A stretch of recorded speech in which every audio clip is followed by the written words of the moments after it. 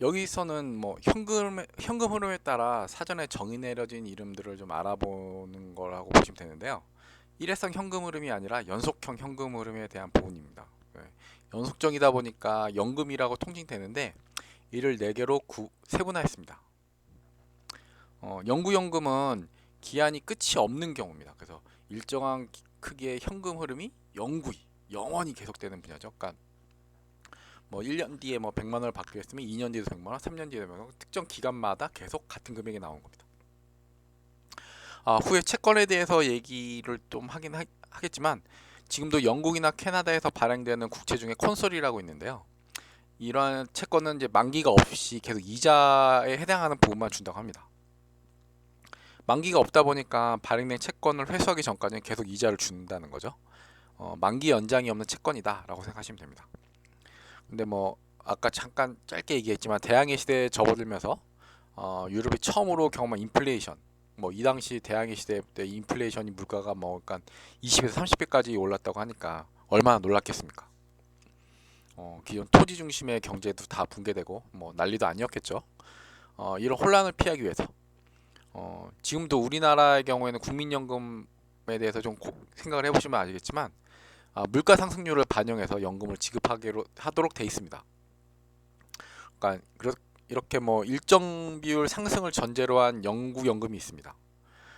단 그 상승률이 이자 지급률, 그러니까 이율보다 높지 않아야 한다는 전제가 있긴 하지만 채권의 가치 그에 맞춰서 좀 상승률이 정해져 있다면 채권의 가치가 계산되겠죠.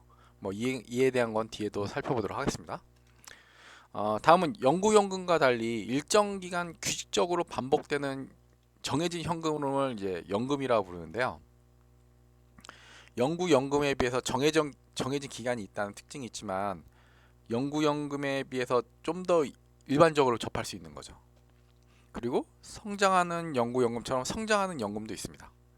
각각에 대해서 예시와 함께 다음에 좀 살펴보도록 하겠습니다. 다음 장부터 살펴보도록 하겠습니다. 예. 우선 영구연금은 앞서 얘기한 바와 같이 일정한 금액이 영원히 계속 지급 혹은 지출되는 형태의 현금 흐름을 말합니다. 여러분이 계속 줘야 된다. 그리고 영구연금을 줘야 되는 경우도 있겠죠. 뭐 아직 없겠지만 예.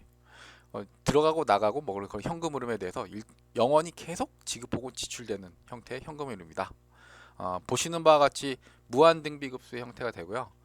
그것도 수렴하는 형태가 되겠죠.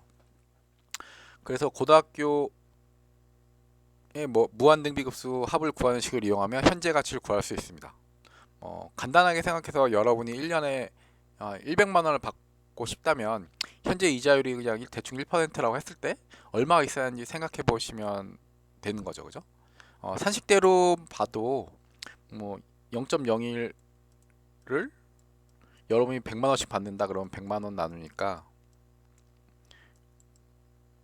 당연히 1억이 됩니다. 그러니까 1억이 여러분이 있다면 현금으로 여러분 갖고 있다면 그걸 은행에 넣어놓으면 1% 이자율이 변하지 않는다면 영원히 1년에 100만 원씩 받을 수 있는 거죠.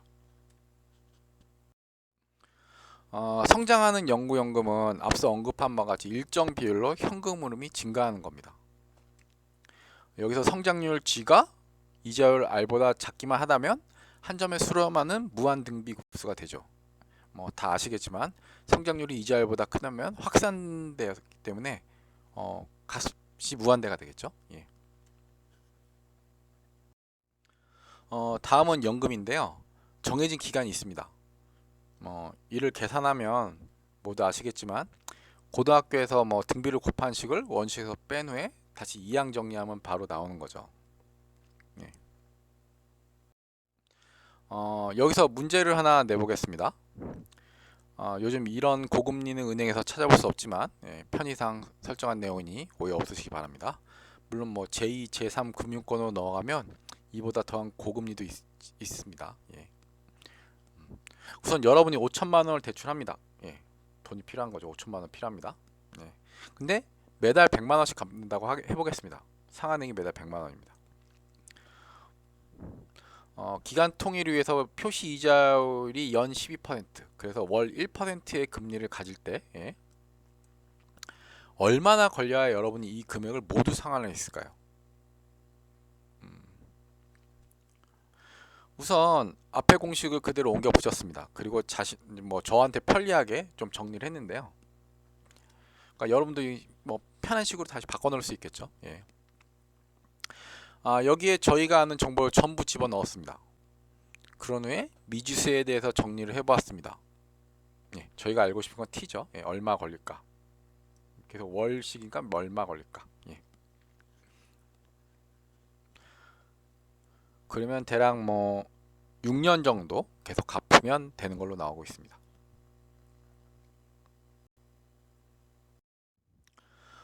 다음은 일정 기간 정해진 연금인데 그 연금이 일정 비율로 성장하는 경우입니다.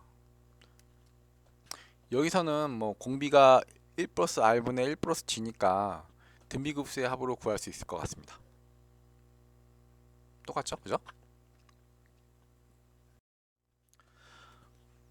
그럼 다시 APR과 EAR에 대해서 좀 살펴보도록 하겠습니다. 우리나라는 할부 거래가 많죠. 뭐 카드도 뭐 몇 개월 할부 이외엔 뭐 이자를 내면서 그런 할부 거래가 되게 많은데 이에 대해서 예시를 좀 구성해 봤습니다. 뭐 이건 좀 극단적인 예라고 생각하시면 될 것 같은데요. 우선 상품 판매자가 월 할부금이 30만 8천 원이라는 부분에 대해서 좀 생각을 해보겠습니다. 뭐 보시면 쉽게 아시면 뭐 1,000만 원짜리 상품이 있는데 여러분을 사라고 한 거죠. 예. 그리고 36개월에서 나눠주겠다. 그리고 대신에 36개월 동안 균등 분할을 해라. 균등 상환을 해라. 그러겠고 표시 이자율은 6%라고 했습니다. 그러니까 6%이기 때문에 할부금이 30만 8천 원 나왔는데 이 30만 8천 원이 왜 나왔는지 한번 보도록 하겠습니다. 여기서 보니까 연 이자는 1,000만 원에서 6%니까 연 60만 원 이자가 나온다. 뭐 쉽게 생각할 수 있는 거죠. 그러니까 3년간 총 이자는 60만 원 3이니까 180만 원이다. 근데 그 월부금은 얼마냐? 우선 여러분이 맨 마지막에 한 번에 낸다면 1,000만 원에다가 3년 뒤에 한 번에 낸다면 180만 원이죠. 그죠? 그걸 36개월에 나눠서 내겠다. 뭐 이렇게는 1,180만 원을 3년 뒤에 내는 게 아니라 그거를 36개월에서 나눠 낸다. 그러면 32만 8천 원이 나온다. 이렇게 된 겁니다. 이게 합당해 보이나요?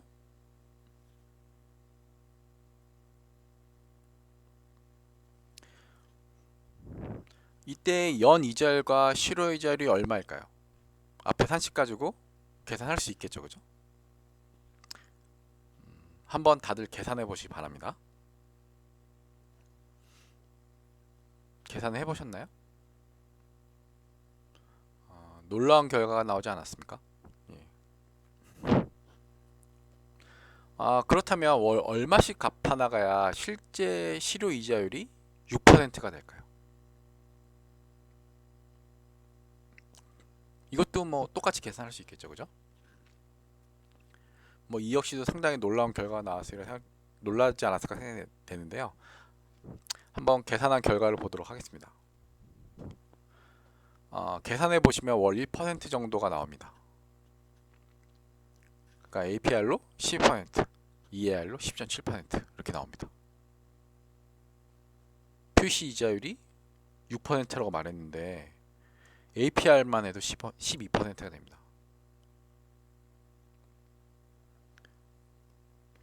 그리고 30만 4천 원 정도씩 갚아야 실효 이자율이 6%가 됩니다. 생각해보면 1년 이자가 60만 원이라고 그랬는데 여기 2년 32만 8천 원에서 30만 4천 원 빼면 2만 8천 원 1년에 24만 원 정도씩 더 내고 3년이면 얼마죠? 72만 원, 70몇만 원. 여기서 얘기한 1년 이자 이상을 더 내는 거죠. 처음에 제시된 6% 이자에 대한 계산법이 뭐 처음에 30만 8천 원 나올 때 합당해 보였냐고 여쭤봤잖아요. 예, 뭐 이럴 것 같은데 라고 합당해 보일 수 있어요. 예. 하지만 너무 차이 나지 않습니까? 여기 6%가 나오는데 6%로 표시해 놓고 실제 실효 이자율은 12.7%. 뭐 APR만 해도 12%니까 거의 2배지 않습니까?